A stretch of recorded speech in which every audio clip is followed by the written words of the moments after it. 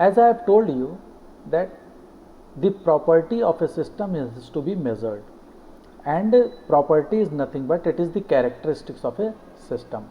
Means at each and every point, or this point is we have defined that it as a state. Means at this is our state number 1.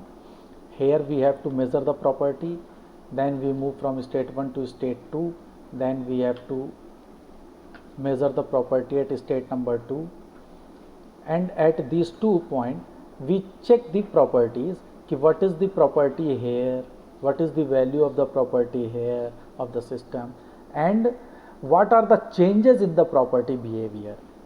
And this, on the basis of these changes of the behavior of the property, we define the system and we engineered the device कि how the system is behaving, what are the changes in the system by changing the temperature, pressure, or different types of the properties. Okay, so the important thing is that property is a point function. Always remember this thing. So many times this question have been asked कि property is a point function, means it basically depend on a particular state. Means the property at this state is fixed, property at this state is fixed. It doesn't matter कि from which path we are moving from state 1 to state 2. Let us assume these are the different paths. We are moving from state 1 to state 2. There are the 4 paths. Then the property at state 1 and property at state 2, it doesn't depends on these paths by which path we are moving. It only depends that this is state 1, here they whatever be the property, and this is the state 2 and what is the property over here. It depends only on the point. So it is a point function. Now the important thing is that since the property is a point function, it means we have to measure the value of the property at state number 1. From this state 1 to we move and we reach to the state number 2. Now let us assume this is my state number 1 and this is our state number 2, and we are moving from state 1 to state 2 by any means, by anything. So property will definitely, there is some property, we measure the property, and once we move to the state number 2, then definitely here the property has been changed, the value of the property we will measure at this point. And then we analyze the behavior of the system कि how the property is being changed while moving from state 1 to state 2, and on the basis of that behavior change or the characteristics change of the system, we basically design the different types of the system. Now the important thing here is, suppose we have to measure the value of the property at state 1 and we have to measure the value of the property at state 2, means at these 2 points. The question arises when to measure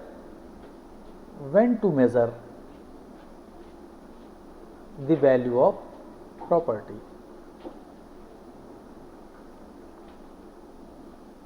This is very, very important. Now I am explaining with the help of an example. Suppose the state 1 and state 2, the distance between them is 4 km. Now let us assume, this is an example, a 4 km distance is there, and we are taking pulse rate as the property.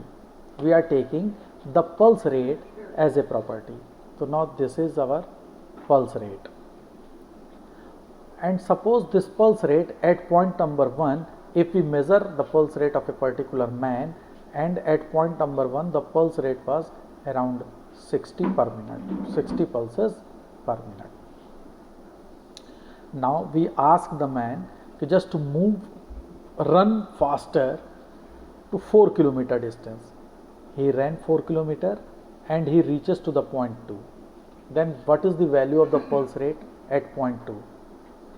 Obviously it is around 80 pulse per minute. After some times it becomes 75, after some times it becomes 70, means the value of the pulse rate changes with respect to time. So if we measure the pulse rate immediately as the man reaches to the point 2, the value of the property is 80. But after some time, some other observer says, no, the pulse is 75. Now third observer says, no, the pulse is 70.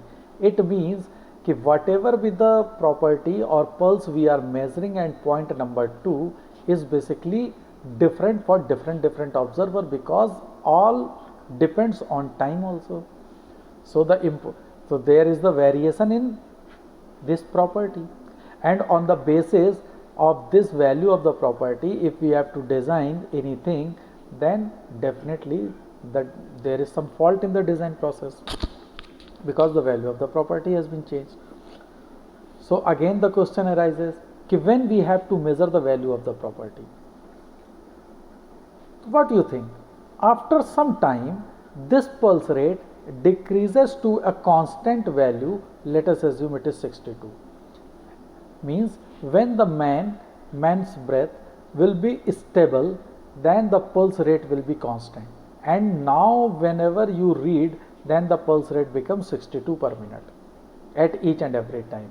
And this pulse rate has been achieved when the person is in equilibrium with the surrounding.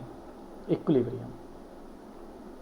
When the person is in equilibrium with the surrounding. So in the same fashion, if we change from state 1 to state 2, if any thermodynamic system moves from state 1 to state 2, and if we immediately measure the property at the new state, then the value of the property will not be appropriate.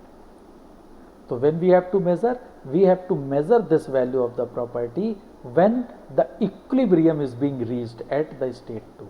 So the new word equilibrium arises. What type of the equilibrium has to be reached so that we can measure the property.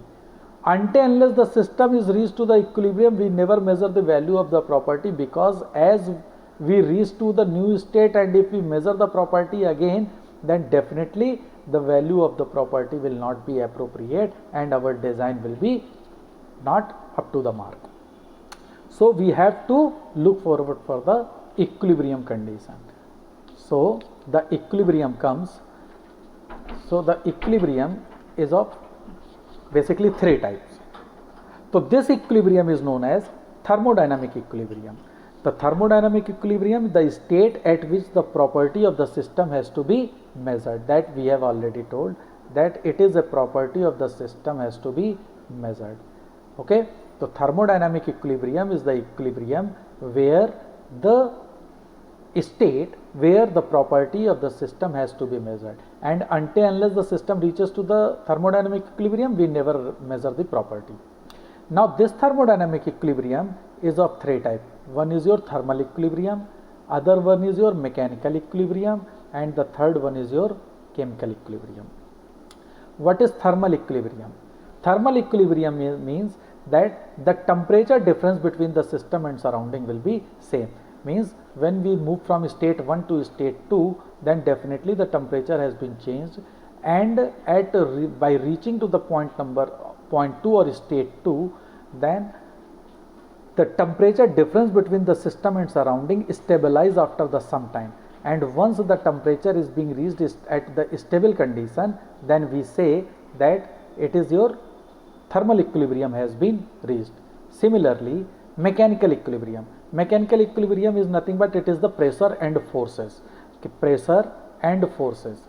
When all the forces acting on the system is in equilibrium, then we say that the system is in mechanical equilibrium. And chemical equilibrium means the chemical composition of the system must be uniform. It does not change with respect to the time. So when all the 3 types of the equilibrium, means thermal equilibrium, mechanical equilibrium and chemical equilibrium is being reached, then we say that the system is in thermodynamic equilibrium. So this question has been asked so many times. Then what is the meaning of, what is the significance of thermodynamic equilibrium?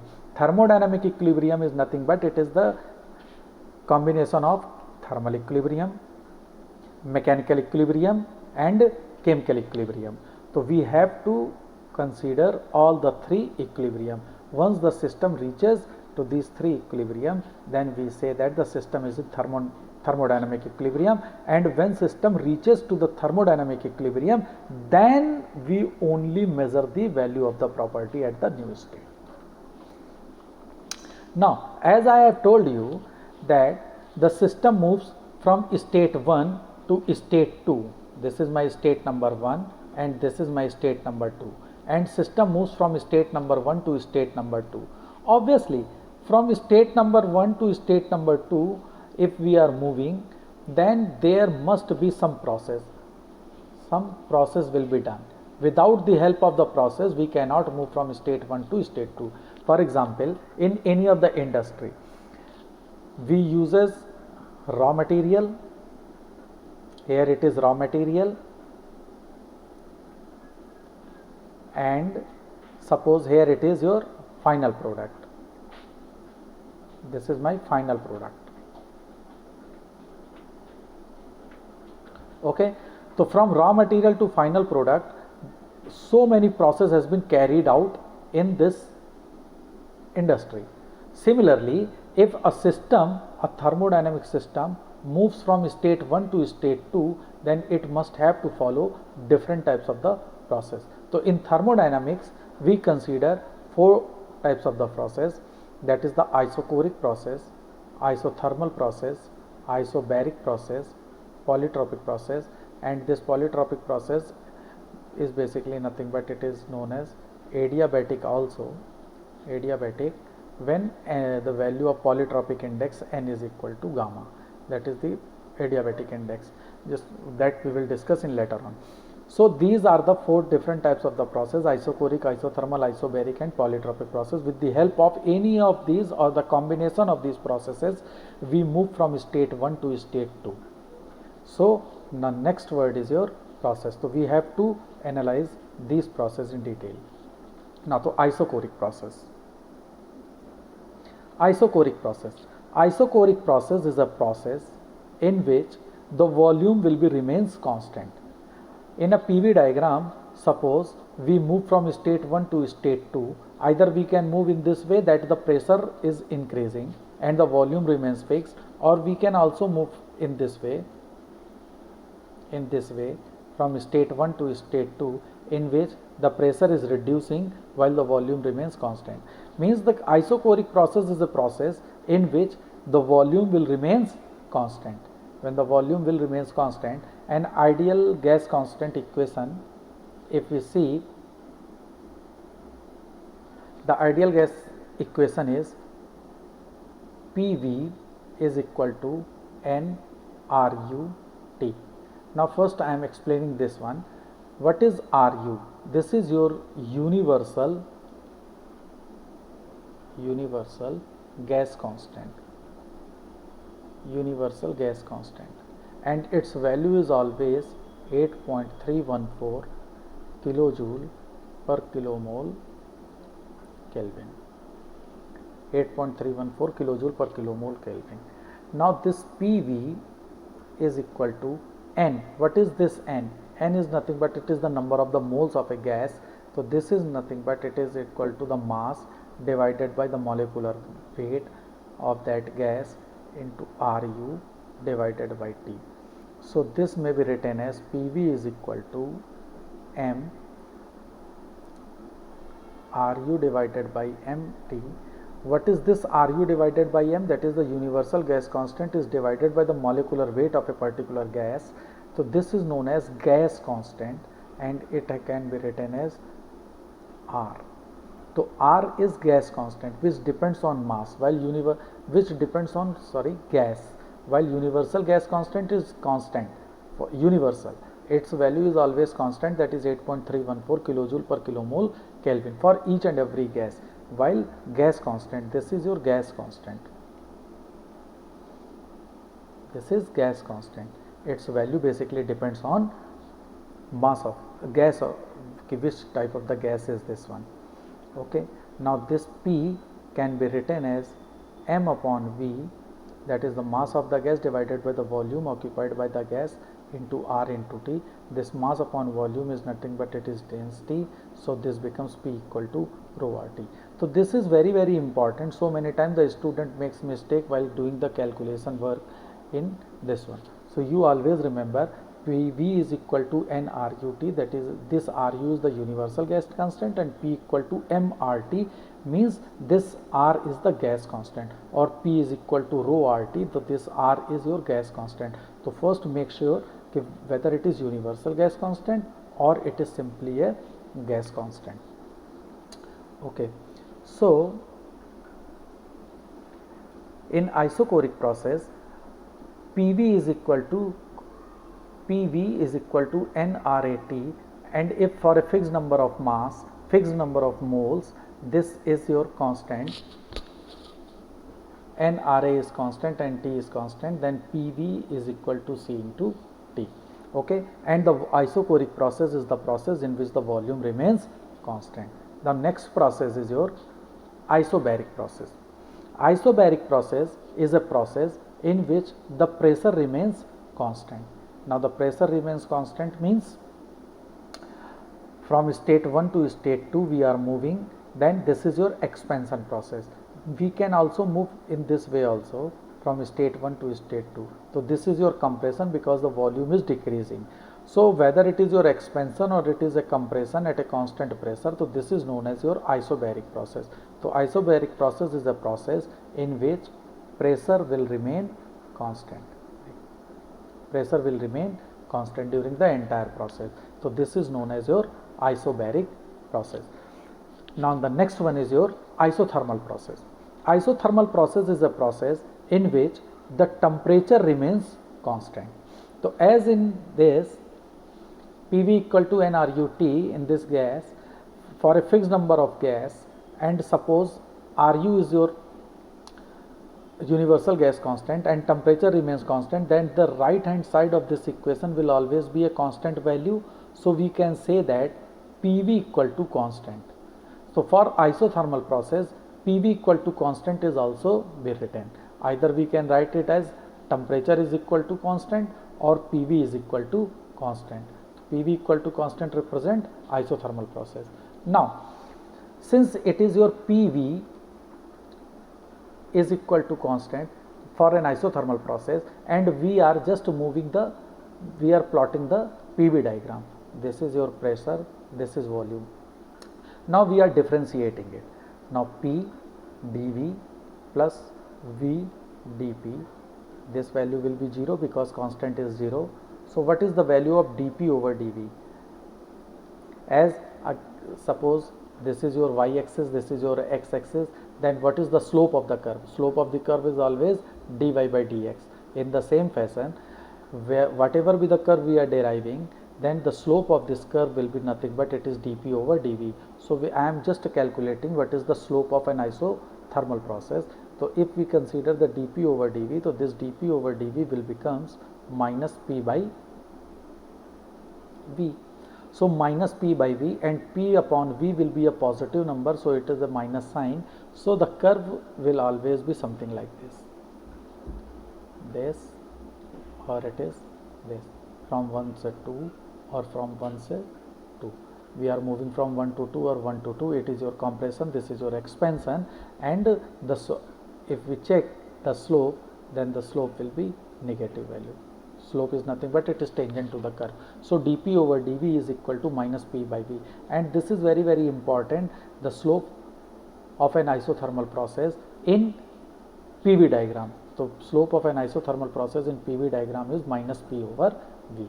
This is an important also. So you have to remember this, what is the slope. So we move from state 1 to state 2 either through this path or through this path. Now the next process is your adiabatic process or polytropic process. So polytropic process is nothing but the polytropic process is represented by PV की power n is equal to constant, where P is the pressure, V is the volume, n is known as polytropic index. Polytropic index.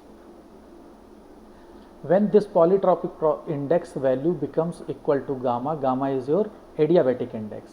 Gamma is adiabatic index. adiabatic index, or it is also known as the ratio of the specific heat that we will discuss later on. So it is known as your adiabatic process. So PV की power n is equal to constant. This is your polytropic process. Now we have to find out what is the slope of the polytropic process on a PV diagram. So we first differentiate it. So P first function, differentiation of second, that is n v की power n minus 1 dv plus second function, that is v raised to the power n, differentiation of first is dp is equal to 0. So np v raised to the power n minus 1 dv is equal to minus v raised to the power n dp. So what is dp over dv? What is dp over dv? So dp over dv is nothing but it is minus np v की power n minus 1 divided by v की power n. So dp over dv, this value becomes minus np over v. So this is the slope of polytropic process, and we have seen that dp over dv for an isothermal process is minus p by v. So with the help of this we can say that slope for polytropic, let it be p polytropic, is nothing but this value becomes n times slope of isothermal. This is very important result. The slope of polytropic process is equal to n times the slope of an isothermal process. So suppose this and this is my point 1, this is point 2, and this is our point 2 dash. Let us assume this is pressure and here it is volume. So from 1 to 2, so what is the value of the slope? Obviously for second line the slope is more as compared to the first line. Is that okay? So we can say that this will represent your isothermal process and this represent polytropic process. So as the value of n increases over here, the slope will be changes. So always remember, because it's a very important. Now I am just plotting it in a appropriate fashion. I am plotting the different process on PV diagram. Every equation can be written as PV की power n is equal to constant. Now first is isochoric. What is isochoric process? Isochoric process in which the volume remains constant. So this equation can be written as P की power 1 upon n into V is equal to C की power 1 upon n. Is that okay? And if n tending to infinity, suppose, then this equation reduces to V tending to constant.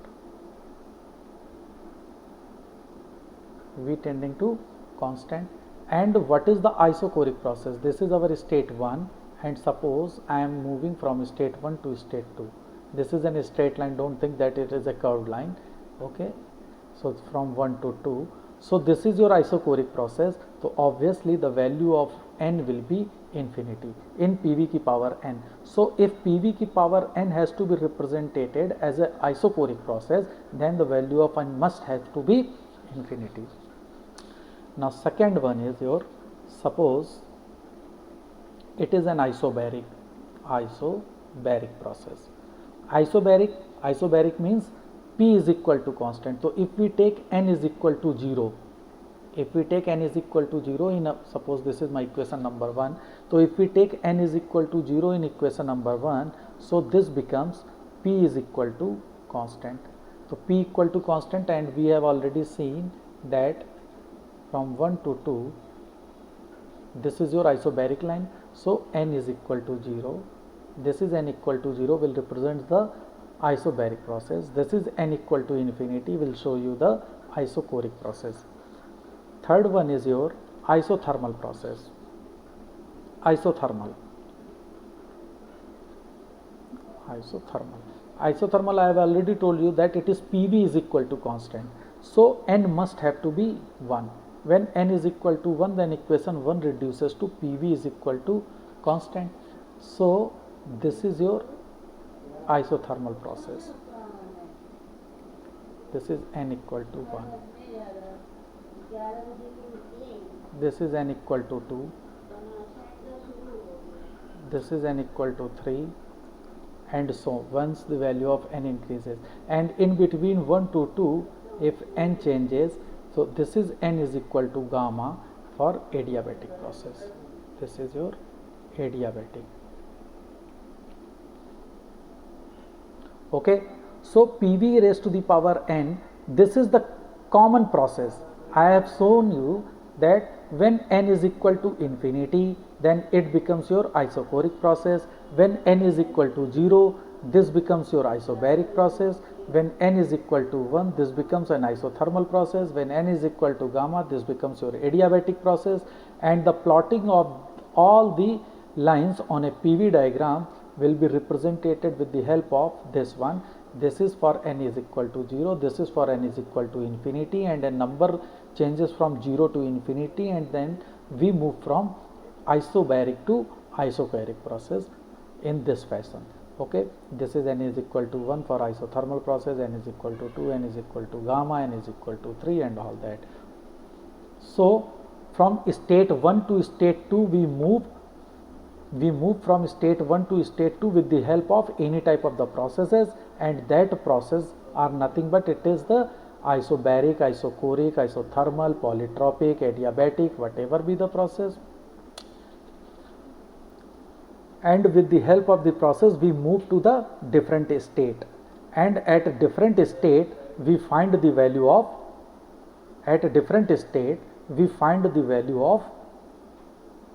thermodynamic properties.